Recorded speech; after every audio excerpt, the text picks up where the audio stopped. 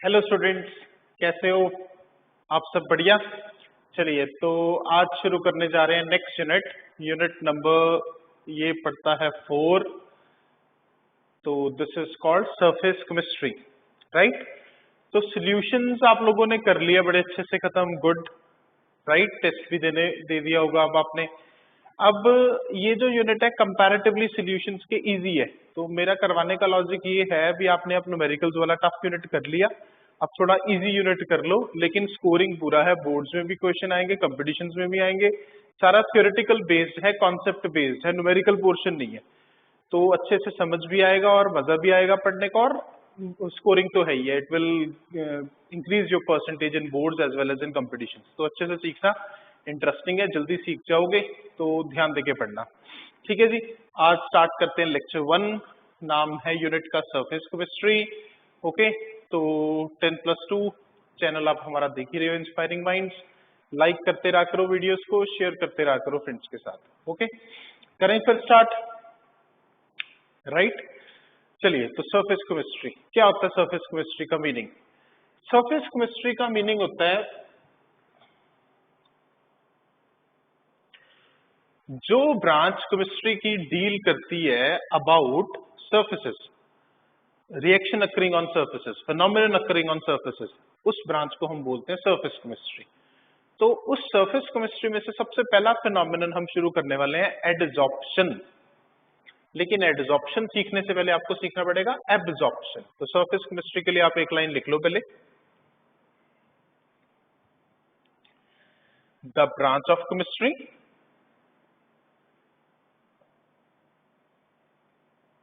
बहुत स्कोरिंग है, दोबारा बोल रहा हूं, अगर पढ़ लोगे अच्छे से तो अच्छा स्कोर कर पाओगे, right. Which deals about process, और you can say phenomenon occurring on surfaces.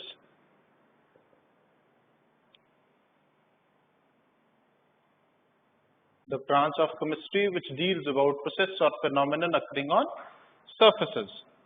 Surfaces को interface भी बोलते हैं, और interface is called, ब्रांच को क्या बोलते हैं? Surface chemistry, right. तो फर्स्ट फिनोमिनन है सरफेस केमिस्ट्री का एडजॉर्प्शन। क्या है जी फर्स्ट फिनोमिनन? एडजॉर्प्शन। लेकिन आपको पहले एडजॉर्प्शन नहीं सिखाएंगे, एडजॉर्प्शन सीखने के लिए आपको पहले एब्जॉर्प्शन सीखना पड़ेगा, फिर बी की जगह डी आ जाएगा। पहले एब्जॉर्प्शन सीखिए। हाँ, सो फर्स्ट फिनोमिनन हम कवर करने वाले हैं, तो आप लिख लो एब्जॉर्प्शन। हालांकि सरफेस फिनोमिनन इज एडजॉर्प्शन, ये नहीं है, लेकिन एडजॉर्प्शन तभी समझ में आएगा अगर एब्जॉर्प्शन समझ में आएगा। समझ गए मेरी बात? सरफेस फिनोमिनन कौन सा है? एडजॉर्प्शन। लेकिन एडजॉर्प्शन सीखने के लिए पहले क्या सीखना पड़ेगा? एब्जॉर्प्शन। गुड, तो पहले एब्जॉर्प्शन सीखते हैं। करो ये बेसिक डेफिनेशन, फिर चलें आगे। तो एब्जॉर्प्शन क्या होता है बच्चों? अब एब्जॉर्प्शन एक ऐसा फिनोमिनन है जिसमें कोई एक सब्सटेंस दूसरे सब्सटेंस के अंदर यूनिफॉर्मली डिस्ट्रीब्यूट हो जाता है।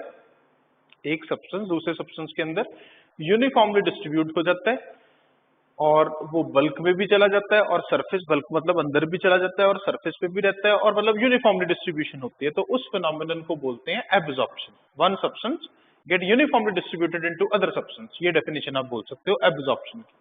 एग्जाम्पल्स मैं आपको डे टू डे लाइफ के देता हूं। जैसे आप सोच लो, स्पॉन्ज को पानी में डिप किया। स्पॉन्ज स्पॉन्ज तो समझते हो ना, जैसे ये डस्टर की स्पॉन्ज आप मान सकते हो, या और भी आपने घर पे स्पॉन्ज देखी होगी, ठीक है। तो स्पॉन्ज को अगर आप पानी में डिप कर दो, तो मान लो ये आपके पास है स्पॉन्ज, राइट, और उसको वाटर में डिप कर दिया, तो वाटर जो है वो, ये वाटर के मॉलिक्यूल्स है मान लो, तो वाटर सारा अंदर पेनिट्रेट कर गया, सरफेस पे भी है, सारी जगह है, यूनिफॉर्म डिस्ट्रीब्यूशन होगी उसकी। तो ये sponge emerge in water, sponge in water किसकी एग्जांपल हो गया? एब्जॉर्प्शन की। Yes, absorption. ठीक है, और एग्जांपल्स दूं जो डे टू डे लाइफ में होता है। हाँ, सुबह जनरली लोग ब्रेकफास्ट से पहले चाय के साथ बिस्किट या रस्क खा लेते हैं, है ना, बड़ी कॉमन चीज है, हमारे घर में भी खाते हैं। तो चाय के साथ जब आप रस्क को चाय में डिप करो या बिस्किट को चाय में डिप करो तो वो क्या होता है, जो बिस्किट है वो चाय को अपने अंदर सारा यूनिफॉर्मली डिस्ट्रीब्यूट कर लेता है ना। वो अगर ज्यादा देर बीच में रह जाए तो वो टूट के बीच में भी गिर जाएगा। तो उस केस में क्या हो रहा है, चाय के बिस्किट के ऊपर जो चाय है वो सारी यूनिफॉर्मली डिस्ट्रीब्यूट हो रही है, मतलब T is uniformly distributed on the surface of biscuit. It's also an example of absorption. ठीक है, एक और एग्जांपल देता हूँ। चौक को कभी पानी में इमर्ज करके रखो, तो चौक जो है जब पानी में इमर्ज करोगे तो वो यूनिफॉर्मली डिस्ट्रीब्यूशन हो जाएगा। वो भी किसकी एग्जांपल है, एब्जॉर्प्शन की। चौक कैल्शियम क्लोराइड होता है, ठीक है, सॉरी कैल्शियम कार्बोनेट होता है चौक, CaCO3, तो वो भी एब्जॉर्प्शन की एग्जांपल है। और एग्जांपल देता हूं आपको, गुलाब जामुन। ठीक है, तो गुलाब जामुन का नाम सुन के मुंह में पानी आना शुरू हो गया होगा अभी आपके। गुलाब जामुन को जब हम चाशनी में जो हलवाई है वो चाशनी में उसको इमर्ज करके रखता है, घर पे भी बना लेते हैं लोग, कम बनते हैं चलो।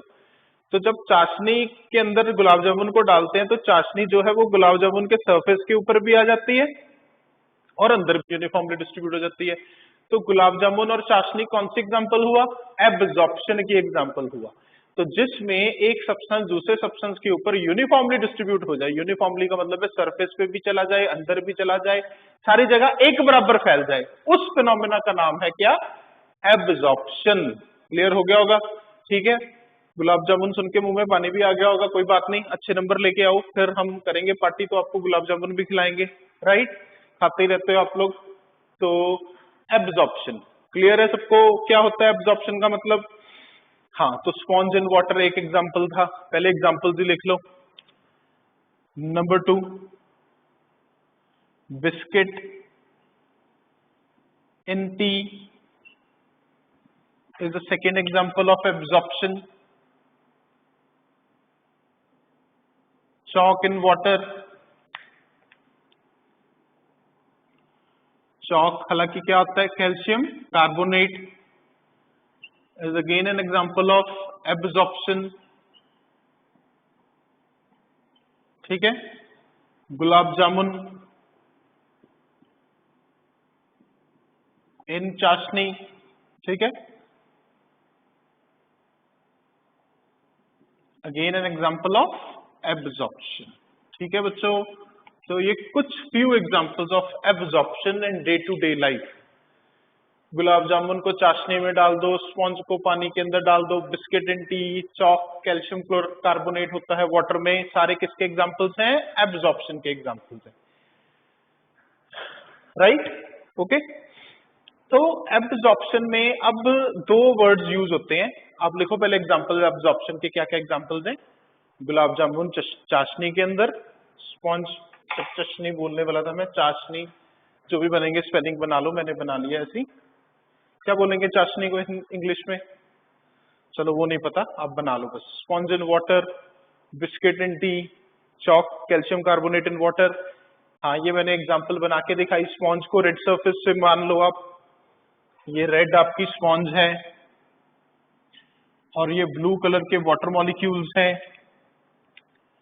तो क्या हो रहा है, water gets uniformly distributed, water gets uniformly distributed in sponge, ठीक है, is an example of absorption. Distributed in sponge an example of absorption।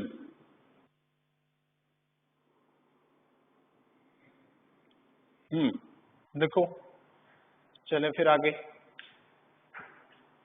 Right, clear है सारी बातें, चलिए शाबाश, कर लीजिए नोट।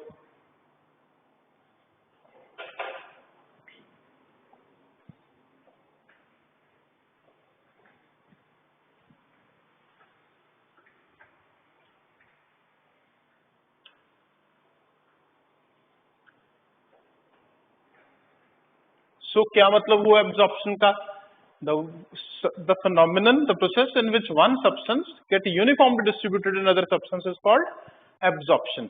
ठीक है, करो, लिख लिया, नहीं तो स्क्रीनशॉट ले लो. 1 2 3 4 ओके, डन. चलो, so क्या डेफिनेशन बनेगी एब्जॉर्प्शन की? मिटा दूं सारा, ये स्पॉन्ज वाला बना रहने देते हैं, बड़ी मुश्किल से बना है. मुश्किल से तो नहीं, पर चलो मेहनत हुई है तो इसे थोड़ी देर बना रहने देते हैं. तो डेफिनेशन बनेगी, हाँ, तो पहले किसकी डेफिनेशन? एब्जॉर्प्शन की.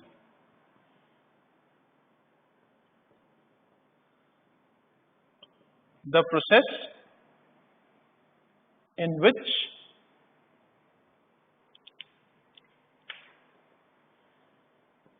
ग्रीन से विजिबिलिटी कम होती है ना, one substance gets uniformly distributed in other substance.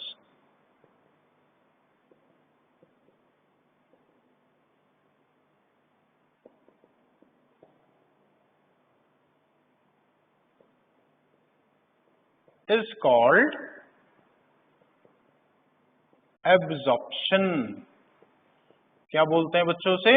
Absorption. The process in which one substance gets uniformly distributed in other substances is called absorption. ठीक है जी, वही जो भी आपको एग्जांपल दी उसी की डेफिनेशन है, तो इसे बोलते हैं एब्जॉर्प्शन. अब एब्जॉर्प्शन में दो टर्म्स यूज होती हैं.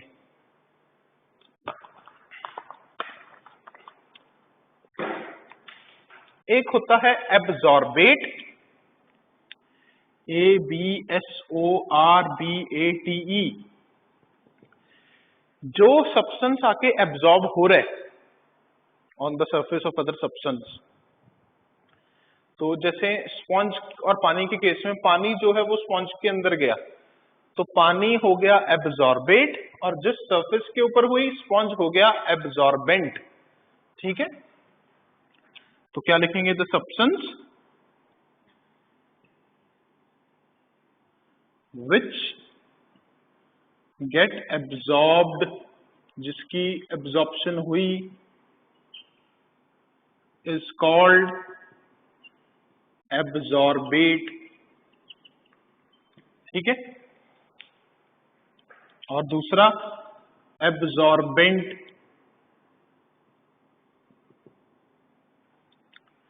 उसमें क्या लिखेंगे? The substance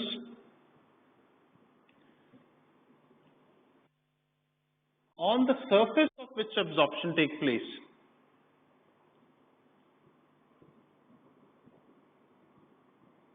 Absorption take place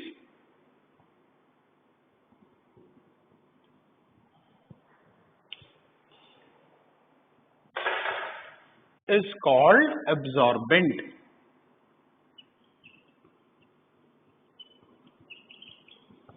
तो जो सब्सटेंस की एब्जॉर्प्शन हुई वो एब्जॉर्बेट, और जिसके सरफेस पे हुई वो एब्जॉर्बेंट. मैं समझाता हूं. जैसे सोल्यूशन अभी आप करके आए हो तो दो टर्म्स नहीं थी, सोल्यूट और सॉल्वेंट. तो सोल्यूट क्या होता था? जिसको घोला गया, और सॉल्वेंट क्या होता था? जिसके अंदर घोला गया. सिमिलरली यहाँ पे थोड़ी टर्मिनोलॉजी फर्क है क्योंकि ये सरफेस केमिस्ट्री है. तो सरफेस केमिस्ट्री में सोल्यूट बन गया एब्जॉर्बेट, सॉल्वेंट एंड है ना, तो एब्जॉर्बेंट. ऐसे करके याद रख लो. जिसको घोला गया, किसको घोला गया? पानी. जैसे स्पॉन्ज के केस में पानी आ गया तो पानी हो गया एब्जॉर्बेट. जिसके अंदर घोला गया वो सॉल्वेंट. तो किसके सरफेस के ऊपर हुआ? स्पॉन्ज के सरफेस पे, तो वो क्या बन गया? एब्जॉर्बेंट. सॉल्वेंट से एब्जॉर्बेंट, सोल्यूट से एब्जॉर्बेट. ऐसे करके याद रख लो. ठीक है, जिसके सरफेस पे हुई, जिसके अंदर हुई, ऐसे मान लो. जैसे जिसके अंदर घोला गया सॉल्वेंट, एब्जॉर्बेंट. जिसको घोला गया एब्जॉर्बेट, सोल्यूट, तो सोल्यूट बन गया एब्जॉर्बेट, और जिसके ऊपर हुई वो बन गया एब्जॉर्बेंट. ठीक है, टर्म्स क्लियर होगी? गुड. तो ये टर्म्स नोट कर लो. तो जब कोई सब्सटेंस दूसरे सब्सटेंस के अंदर यूनिफॉर्मली डिस्ट्रीब्यूट होता है तो उसे हम बोलते हैं एब्जॉर्प्शन. जो डिस्ट्रीब्यूट होता है वो एब्जॉर्बेट, जिसके ऊपर होता है वो एब्जॉर्बेंट. राइट, तो ये चीजें ध्यान में रखना. गुड. करो ये कंप्लीट, पे चले आगे। बहुत सारी टर्म्स है इसमें, ऐसी छोटी छोटी टर्म्स है, मजेदार है, आना समझ में शुरू हो गया ना। फिर बता रहा हूँ स्कोरिंग बहुत है, आपको नंबर पूरे दिला सकता है, आपकी परसेंटेज को इंक्रीज कर सकता है, कंपटीशन में भी बड़ी हेल्प करेगा। तो इसलिए अच्छे से सीखो, मजे से सीखो, इंटरेस्टिंग है और बढ़िया है।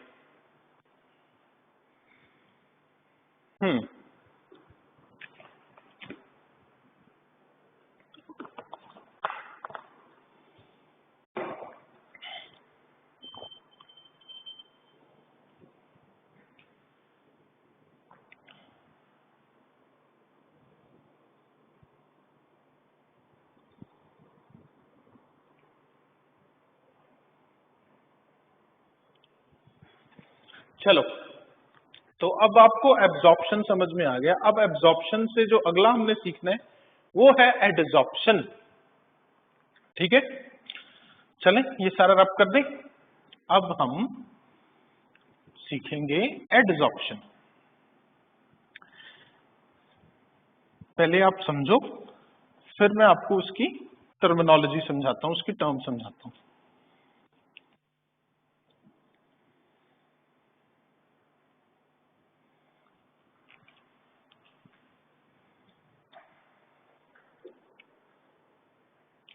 तो अब A B, no no no no, B नहीं डालना, बी की जगह क्या डालना है, डी डालना है।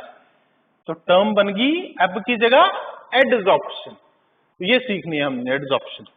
तो मैं आपको एडजॉर्प्शन की एक दो एग्जांपल समझाता हूं, फिर इसकी डेफिनेशन और टर्मिनोलॉजी में चलते हैं, क्या टर्म्स बनती हैं एडजॉर्प्शन में। वैसे ही है जैसे एब्जॉर्प्शन में, आपको समझ में आ गई। उसमें था एक सब्सटेंस दूसरे सब्सटेंस के ऊपर यूनिफॉर्मली डिस्ट्रीब्यूट हो जाता है, सरफेस पे भी हो जाता है, अंदर भी चला जाता है, यूनिफॉर्म डिस्ट्रीब्यूशन। यहां पे क्या होता है, एक सब्सटेंस दूसरे सब्सटेंस के सरफेस पे कंसंट्रेट हो जाता है, इकट्ठा हो जाता है सरफेस पे। जैसे अभी एग्जांपल समझ लो, ये आपने देखा भी है सारी जिंदगी, आप पढ़ते आ रहे हो, 12th में पहुंच के आपने हमेशा टीचर को बोर्ड पे पढ़ाते हुए देखा है, मार्कर से या चौक से। ठीक है, ये तो मैं अपना नाम ही लिख रहा हूँ, वैसे टाइम पास कर रहा हूँ, पता ना मेरा नाम सबको, तमनदीप सिंह ग्रोवर। तो ये जो मैंने मार्कर से बोर्ड पे लिख दिया, ये सिर्फ सरफेस पे कंसंट्रेट है, बल्क में नहीं गया। जब मर्जी चाहूं मैं इसे साफ कर सकता हूं। तो जब कोई भी सब्सटेंस किसी दूसरे सब्सटेंस के सरफेस पे कंसंट्रेट हो, अंदर का कुछ लेना देना ना हो, अंदर जाए तो बहुत माइन्यूट सा जाए, मोर कंसंट्रेशन सरफेस पे हो, तो उस फिनोमेना को बोलते हैं साइंस में, केमिस्ट्री में क्या बोलते हैं, एडजॉर्प्शन हो गया। ठीक है भाई और बहनों, क्लियर है सबको? गुड, तो उसे एडजॉर्प्शन बोलते हैं। और एग्जांपल, जैसे आपकी कोई बुक पड़ी है या कोई भी चीज पड़ी है, मतलब आपके घर का कुछ इंटीरियर है, वुडवर्क है, किसी भी चीज की कोई जगह है, टीवी लगा हुआ है, और आप देखते हो अगर अगर कोई आंधी आई, ठीक है, मतलब थोड़ी बहुत हवा चली और आपके वो डोर्स ओपन थे, तो आप अगले दिन देखोगे उसके ऊपर आपको डस्ट नजर आएगी, है ना। लेकिन वो डस्ट बिल्कुल ऊपर सरफेस पे होती है, जब आप उसको कपड़े से साफ करोगे तो वो इजीली रिमूव हो जाएगी। तो one substance accumulated on the surface of other substance is called adsorption. तो यही इसकी डेफिनेशन बनती है। क्या बनेगी डेफिनेशन? It's a process. तो ये सरफेस केमिस्ट्री का फर्स्ट प्रोसेस होने वाला है, वेरी इंपॉर्टेंट, अच्छे से सीखना, ये हम सीख लेंगे आज। It's a process in which one substance, और एग्जांपल देता हूं इसकी जो एक्चुअल में होती है लाइफ में, कंसंट्रेटेड और accumulated on the surface of the other substance.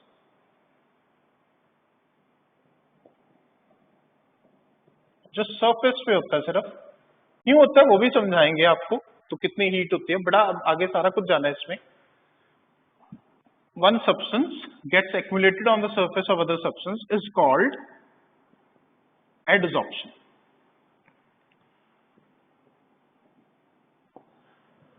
तो उसे हम adsorption बोलेंगे। Process in which one substance gets accumulated on the surface of other substance is called adsorption. Okay, right?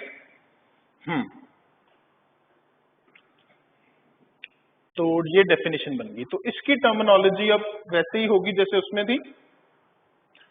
तो इसकी टर्म्स होती हैं एडजॉर्बेट,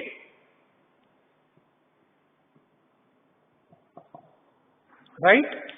जैसे एब्जॉर्बेट था, क्या था, जो जाके एब्जॉर्ब होता था वो एब्जॉर्बेट, जो जाके एडजॉर्ब होगा डी वाला एडजॉर्ब, वो एडजॉर्बेट, और जिसके सरफेस पे होगा वो एब्जॉर्प्शन में एब्जॉर्बेंट था, यहां पे हो जाएगा एडजॉर्बेंट। ओके, तो क्या लिखेंगे? The substance which get adsorbed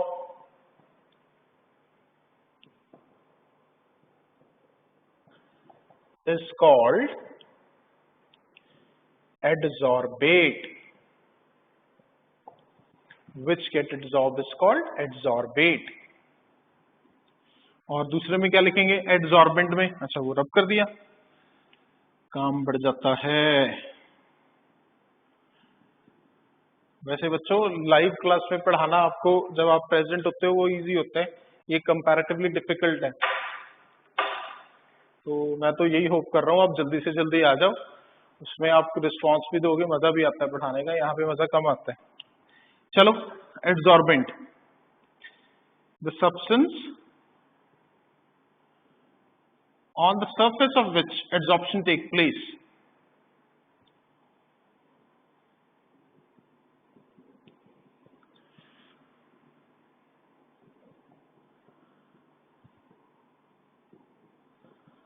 is called adsorbent।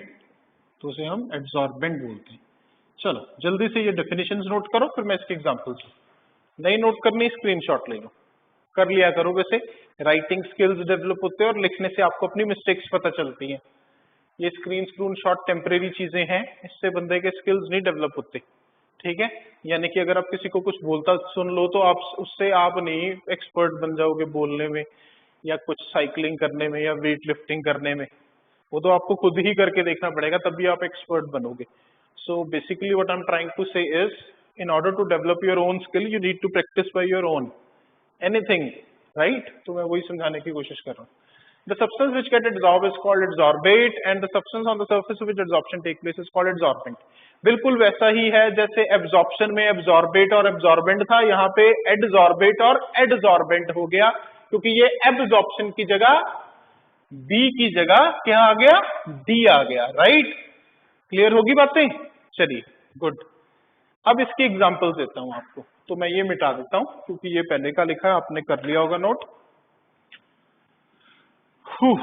तो इसकी पहली एग्जांपल है, बड़े ध्यान से सुनना, ये आपने देखा भी होगा बहुत जगह, नहीं देखा तो आगे से ध्यान रखना, आप नोटिस करना, आपको मिलेगा, ठीक है। तो फर्स्ट एग्जांपल है इसकी सिलिका जेल। सिलिका जेल एक बहुत बढ़िया एडजॉर्बेंट है।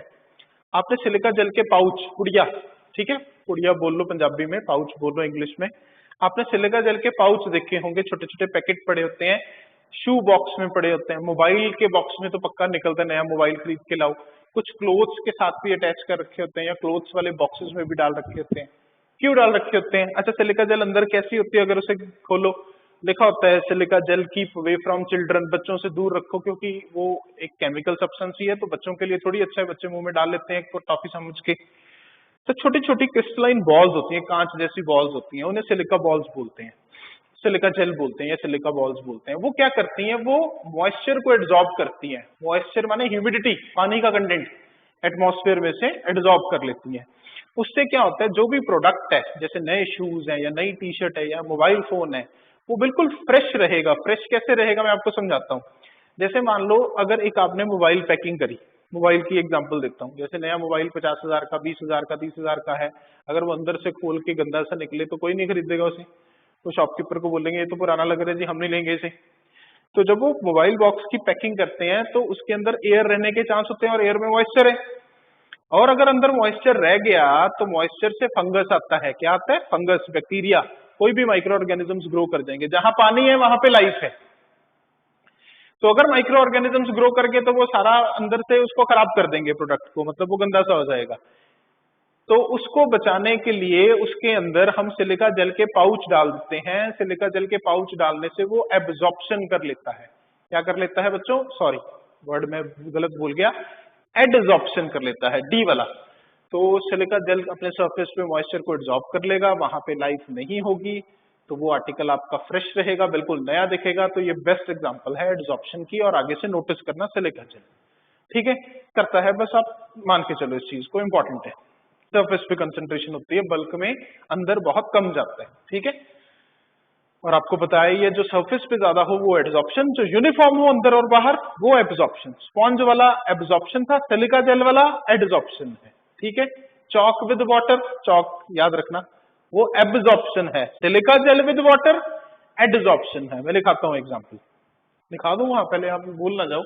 तो फर्स्ट एग्जाम्पल है example 1, silica gel adsorb moisture,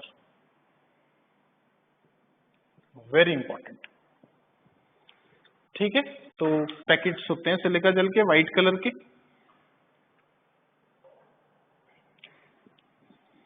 तो पैकेट्स के अंदर लिखा होता है silica gel, keep away from children's,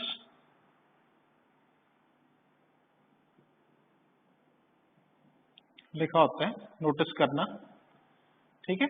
ऐसी छोटी छोटी बॉल्स होती हैं, होती व्हाइट कलर की हैं, ठीक है। मैं रेड से बना रहा हूं,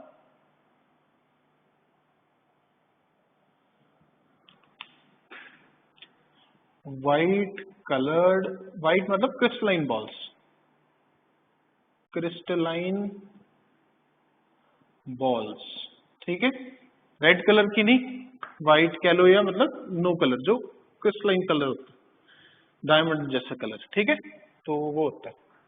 हाँ, तो सिलिका जेल क्या करता है, adsorb moisture, hence keeps article fresh, hence keep the product fresh and new, product या कोई भी आर्टिकल, ठीक है जी। तो सिलिका जेल एड्सॉर्ब मॉइस्चर, ये फर्स्ट एग्जांपल है एड्सॉर्प्शन की, जो प्रैक्टिकल लाइफ में बहुत ज्यादा यूज होती है। सेकंड एग्जांपल चारकोल की, चारकोल सुना है आप लोगों ने, ठीक है। चारकोल नहीं सुना तो कोयला तो सुना होगा, कोल का पीस। तो पुराने जमाने में क्या करते थे, आप पूछना अपने पेरेंट्स से, दे मस्ट बी नोइंग। तो पानी का स्वाद अगर खराब हो तो स्वाद ठीक करने के लिए, या पानी का स्वाद को मतलब न्यूट्रलाइज करने के लिए, कई बार पानी के अंदर सॉल्ट्स ज्यादा होते हैं तो किसी सोर्स से, तो पानी का स्वाद अजीब सा होता है, ठीक है। किसी सोर्स से लिया, किसी जगह से लिया और वहां पे सॉल्ट ज्यादा है तो पानी का स्वाद अजीब सा आएगा, तो उसके अंदर कोयला डाल के रख दो। तो कोयला क्या करता है, एक चारकोल की तरह काम करेगा और वो सारा उसका जो स्वाद वाले मॉलिक्यूल्स है वो एड्सॉर्ब कर लेगा और पानी का टेस्ट न्यूट्रल सा कर देगा और आपको ठीक लगना शुरू हो जाएगा। इसी तरह से और एक कोल से भी अच्छा कार्बन का फॉर्म होता है, उसे हम बोलते हैं चारकोल, ठीक है। वो वुड की डिस्टिलेशन से बनता है, तो चारकोल वुड से, कार्बन का कंटेंट है, वुड से बनता है, एनिमल बोन से बनता है, जहां भी कार्बन है उसकी डिस्टिलेशन से बनता है। तो चारकोल एक बहुत बढ़िया एड्सॉर्बेंट है, याद रखना क्या है, adsorbent.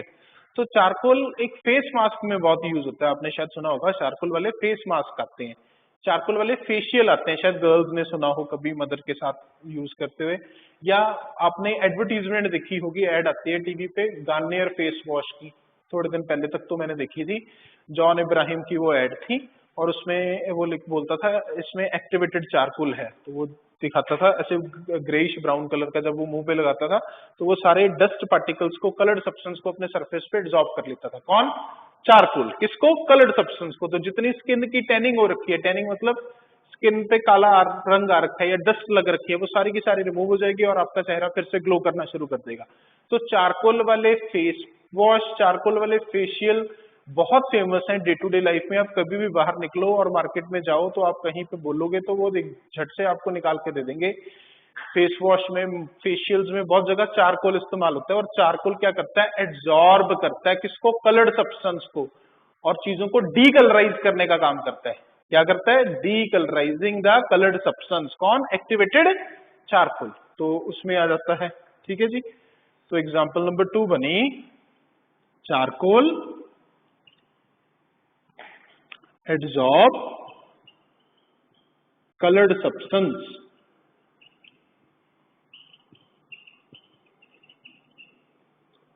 is used in face wash, ठीक है जी। Charcoal adsorb colored substance, it's also an examples of adsorption, right? एक और चारकोल की आपको एग्जांपल बताता हूँ, ये भी आप अपने पेरेंट्स से डिस्कस करना, उनको पता होगा, उनका एक्सपीरियंस आपसे ज्यादा है लाइफ में, बड़े हैं वो आपसे, तो उनको ये डे टू डे लाइफ वाली चीजों के बारे में नॉलेज है। तो मैं एग्जांपल दे रहा हूँ, किस चीज की एग्जांपल देने वाला था, हाँ, जो शुगर बनती है गन्ने से, गन्ने के शीरे से, मोलासेस बोलते हैं जिसे, वो येलोइश कलर का होता है। तो मोलासेस के को ट्रीट करना पड़ता है, पहले पहले एनिमल बोन्स के साथ ट्रीट करते थे। एनिमल बोन्स मतलब जानवरों की हड्डियों में चारकोल होते हैं, तो वो येलोइश ब्राउन कलर जो है जानवरों की हड्डियों के ऊपर एब्जॉर्ब हो जाता है, और जो येलोइश ब्राउन शुगर है वो व्हाइट शुगर में कन्वर्ट हो जाती है। अब क्योंकि एनिमल्स को मारना इतना इजी नहीं है, तो वो गवर्नमेंट के कुछ रूल्स हैं, कुछ कुछ एनजीओज बन चुके हैं जो जानवरों को बचाते हैं, तो तो इसलिए अब सल्फर से ट्रीट करके उसे डीकलराइज करते हैं। अदरवाइज आज भी कभी कभी कहीं जगह पे एनिमल चारकोल बहुत अच्छा एक एडजॉर्बेंट यूज करते हैं। क्या यूज करते हैं? एडजॉर्बेंट।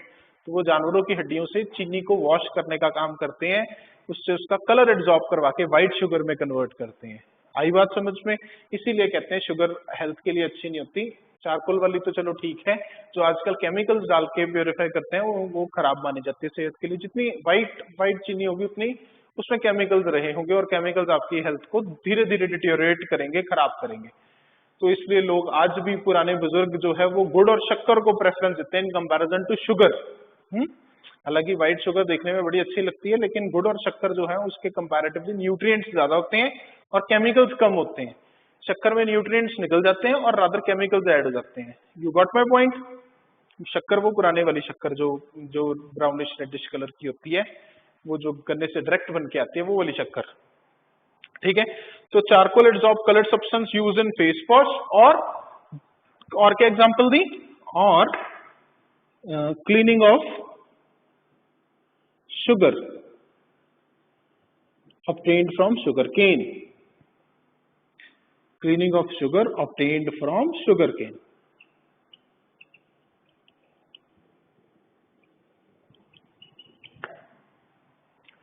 तो यहां पे होता है, क्या होता है? एडजॉर्प्शन। राइट बेटा, एक और एग्जांपल दूं एडजॉर्प्शन की? हाँ, तो आप समझ रहे हो ना इन सब में एडजॉर्बेट कौन है? अब जैसे चारकोल है पहले में, यहां पे ये एडजॉर्बेट है, मैं लिख रहा हूं साथ में, और ये कलर्ड सब्सटेंस का क्या काम करेंगे? Substance will be acting like, sorry, charcoal is adsorbent, इसके सरफेस पे होने वाली है, और coloured substance are adsorbate.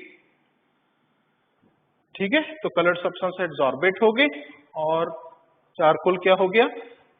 Adsorbent हो गया। इसमें सिलिका जेल में सिलिका जेल क्या होगी? एडजॉर्बेंट। और ये मॉइस्चर मतलब वाटर मॉलिक्यूल्स क्या हो गए? एडजॉर्बेट। समझ गए? तो ये साथ में टर्मिनोलॉजी क्लियर करते जाओ। वन सब्सटेंस सरफेस पे कंसंट्रेट होता है, अदर सब्सटेंस के एडजॉर्प्शन है प्रोसेस, और एक होता है उसमें एडजॉर्बेट और एक होता है एडजॉर्बेंट। क्लियर है सबको? चलो, तो ये आपको एडजॉर्प्शन क्लियर हो गया। दो एग्जांपल, एक एग्जांपल और देता हूं, फिर आगे चलते हैं। राइट, चलें आगे।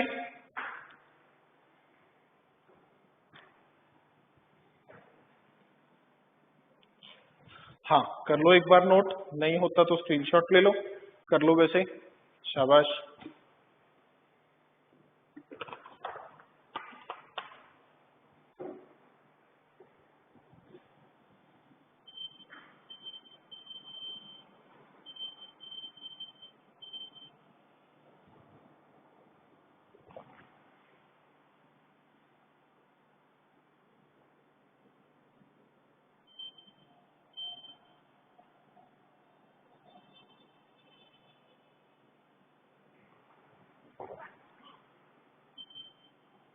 ठीक है जी, कर लिया नोट, चलें आगे।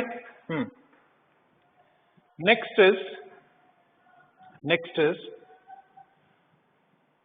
Third example of adsorption. तो थर्ड एग्जांपल ऑफ एडजॉर्प्शन बनती है, आपने सुना होगा एक एलिमेंट होता है प्लेडियम। ठीक है, ये सारी एग्जांपल्स पढ़ोगे। ठीक है, ये सरफेस केमिस्ट्री का फर्स्ट फिनोमेना है, और भी इसमें सरफेस केमिस्ट्री में फिनोमेनन आएंगे, तो वो सब आप सरफेस केमिस्ट्री के प्रोसेस सुनते जाओगे। हाँ, तो मैं क्या बता रहा था यार, प्लेडियम होता है। थर्ड एग्जांपल, प्लेडियम क्या करता है, अपने सरफेस पे हाइड्रोजन को एड्सॉर्ब करता है। ये हाइड्रोजन के मॉलिक्यूल है, किसके सरफेस पे एड्सॉर्ब हो रहे हैं, प्लेडियम के सरफेस पे। कितना गुना एड्सॉर्ब करता है, काफी गुना एड्सॉर्ब करता है। तो hydrogen gets adsorbed on the surface of platinum. तो हाइड्रोजन ऑब्वियसली काम कर रही है किसका, एड्सॉर्बेट का, और प्लेडियम किसका काम कर रहे हैं, एड्सॉर्बेंट का on palladium. Palladium is acting like adsorbent. About कितनी बहुत ज्यादा हो जाती है, 600 to 900 times volume of Palladium. मतलब जो हाइड्रोजन का वॉल्यूम एड्सॉर्ब होता है वो प्लेडियम के वॉल्यूम से 600 से 900 गुना ज्यादा होता है। ठीक है, तो वो भी किसकी एग्जांपल है, एडजॉर्प्शन की एग्जांपल। तो hydrogen gets adsorbed on palladium about 600 to 900 times the volume of palladium. So this is also an example of adsorption. Good enough. तो ये सारा कुछ हो गया रिगार्डिंग एडजॉर्प्शन, एग्जांपल्स होगी। अब आगे चलते हैं, एडजॉर्प्शन होती क्यों है, why does adsorption take place. ठीक है, why does adsorption take place, सारा रब करता हूं, आप एक बार चेक करो फिर मिटाते हैं इसको। Why does adsorption take place?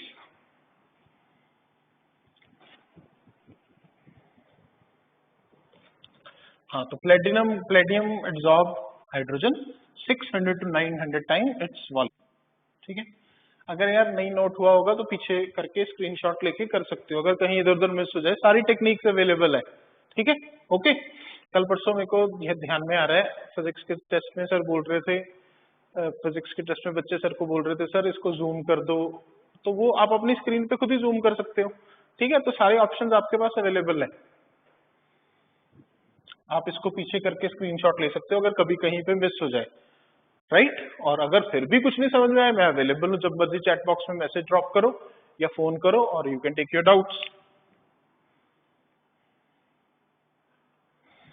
चलिए, आ रहा है मजा पढ़ के, कुछ समझ आ रहा है टॉपिक, पक्की बात है। चलो नेक्स्ट है, what is the reason of adsorption, why adsorption take place. ये दिखता है मार्कर ग्रीन कलर का, मैं देखता हूं पीछे जाके। व्हाई एड्सॉर्प्शन टेक प्लेस, दिख जाता है आपके सबके, है ना।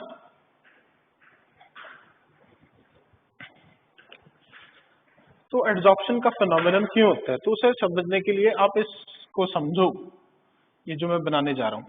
मान लो ये कोई सब्सटेंस का है, सारा मतलब सब्सटेंस का बल्क है, कोई भी एक सब्सटेंस है और उसका बल्क मतलब अंदर की बात कर रहे हैं, उसके ऊपर यहाँ पे कोई उसके मॉलिक्यूल्स है।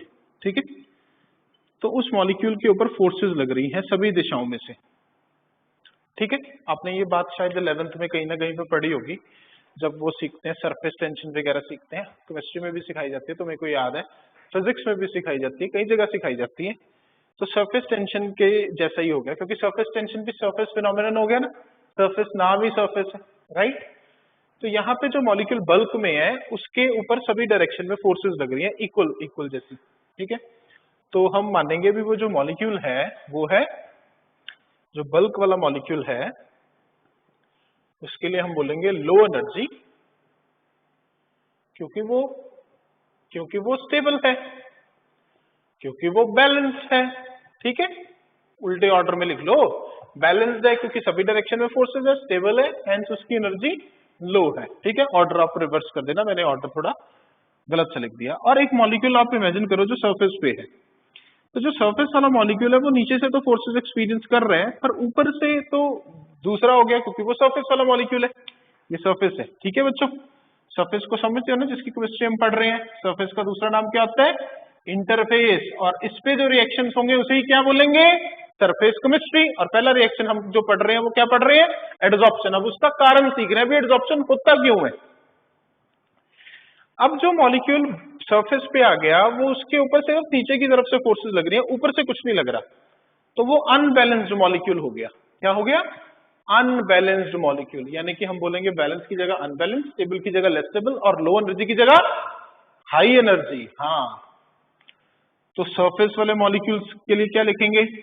बैलेंस की जगह लिखेंगे अनबैलेंस्ड, स्टेबल की जगह लिखेंगे अनस्टेबल और लो एनर्जी की जगह क्या लिखेंगे? High energy. बस। तो फिर ये क्या करता है, हाई एनर्जी वाला मॉलिक्यूल बाहर से किसी को अपने अंदर क्या कर लेता है? खींच लेता है और एनर्जी को रिलीज कर देता है। अच्छा, ये जो है ये एनर्जी को क्या कर रहा है? रिलीज कर रहा है। तो हाई एनर्जी से किसमें कन्वर्ट हो जाएगा? लो एनर्जी में कन्वर्ट हो जाएगा। और जब ये किसी मॉलिक्यूल को अट्रैक्ट कर लेगा तो फिर ये क्या हो जाएगा? This will happen a phenomenon of, कहां गया ब्लू मार्कर? तो this will happen, here will happen a phenomenon of adsorption नाम का प्रोसेस हो जाएगा। ठीक है भाइयों और बहनों, क्या हो जाएगा? एडजॉर्प्शन नाम का प्रोसेस हो जाएगा जब ये हाई एनर्जी वाला अनस्टेबल अनबैलेंस्ड मॉलिक्यूल बाहर से कुछ एड्सॉर्ब कर लेगा तो कन्वर्ट हो जाएगा हाई एनर्जी से लो एनर्जी में। तो unbalance become balance, high energy become low energy.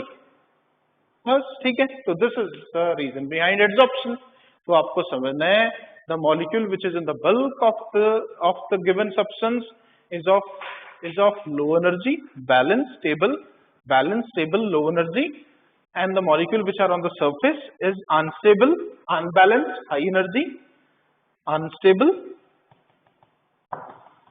unbalanced, high energy. So this unbalanced molecule attract molecule from the outside, resulting in the phenomenon of adsorption, and hence result in the release of energy. That is how adsorption takes place. तो एक line में मैं इसे summarise करता हूं, आप ये बना लो। जो बल्क वाला मॉलिक्यूल है उसके पास वो फीचर है, जो सरफेस वाला मॉलिक्यूल है वो फीचर है। और आपको पता है दुनिया में हर चीज कहां से कहां जाती है? हाई एनर्जी से लो एनर्जी। दुनिया में सारी चीजें जाना चाहती हैं स्टेबिलिटी की तरफ, स्पॉन्टेनियस प्रोसेसेस में एनर्जी लो करना चाहती हैं। So we can write over here, तो मैं यहां पे लिख रहा हूं व्हाई एडजॉर्प्शन टेक प्लेस में, जगह ही नहीं है यार। आप इसे करो नोट, फिर मैं लिखता हूं। आप ये पिक्चर बना लो, तो पिक्चर बना के मैं फिर ये मिटाता हूं, फिर लिखता हूं या यहां लिखता हूं। So we can say that when a high energy molecule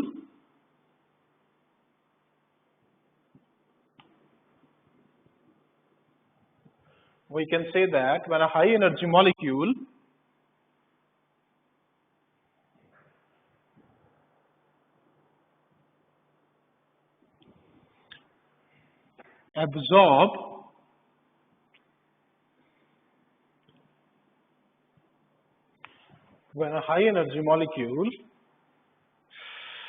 ओहो क्या हो रहा है यार, क्या होगा बताओ आप? हाई एनर्जी मॉलिक्यूल एड्सॉर्ब या attract molecule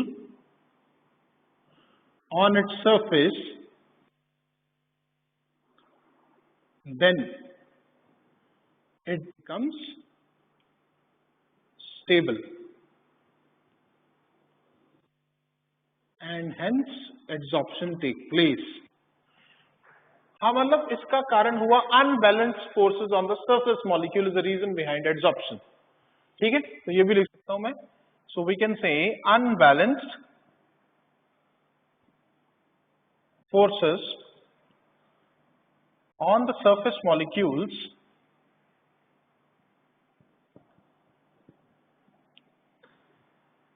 is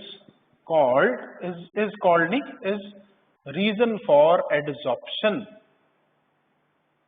As a reason for adsorption, unbalanced forces on the surface molecule is a reason for adsorption. So we can say when a high energy molecule adsorb molecule on its surface, then it becomes stable and hence energy is released and adsorption takes place. ठीक है, आपको visible होगा hope. So energy is release and adsorption take place. So when an unbalanced forces on the surface molecule, so unbalanced forces on the surface molecule is the reason for adsorption. So we can say when a high energy molecule adsorb molecule on its surface, hence it becomes stable and hence energy is released. ठीक है जी, तो ये सारा कुछ हुआ adsorption के अंदर। बस आप याद रखना, हाई एनर्जी वाला लो एनर्जी में बदल गया, अनस्टेबल वाला स्टेबल में बदल गया, और बैलेंस अनबैलेंस वाला बैलेंस में हो गया, और इसी वजह से क्या हुई, एड्सॉर्प्शन हुई और एनर्जी रिलीज होगी। तो कारण आप ये भी बोल सकते हो, मतलब ये कारण है और इसकी वजह से एनर्जी रिलीज हुई। Unbalance forces on the surface molecule is the reason behind adsorption, क्योंकि बल्क वाले मॉलिक्यूल स्टेबल होते हैं और सरफेस वाले मॉलिक्यूल अनस्टेबल होते हैं। Right, good enough. ठीक है जी, तो बहुत सी बातें आपको समझ में आ गई आज एड्सॉर्प्शन के बारे में। चेक कर लो, नोट कर लो। ठीक है जी, पढ़ते रहो वन बाय वन करके सारी लेक्चर्स।